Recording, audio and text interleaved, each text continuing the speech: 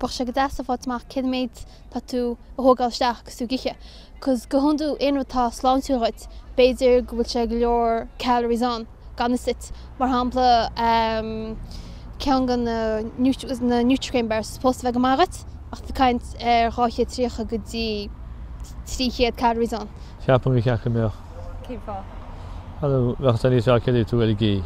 Ma tá daoine mar sé déir ma tá fáib neice fí meachchan trodí úsad bheith ná súlachan leir céad sé duiche go trodí.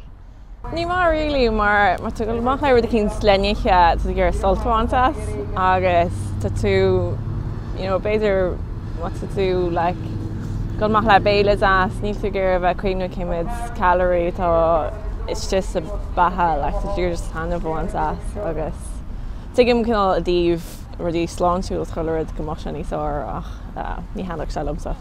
Bhíonn héanana go snóstan agus bíonn plé le bíalanna freisin.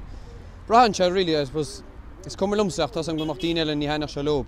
Ach daoine tá plé le na bíalanna ní héin ní ceapan gur bhhaile sin é chuid a bíachláir.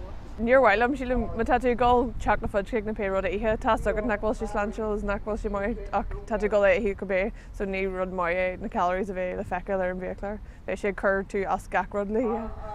Well bhrála mar tá tríal súil chuneal ar mhálagus mo fysíc a lug mai deará mar bhfuil said ní bhéh mrá gur a fearr tá bollag mór beor nó tad mar sin. So tá súil chuneal ar de chuid dhálagus ar de húnas ar rudí mar sin mar bheith chuinte sort an méid calories atá rudí áid.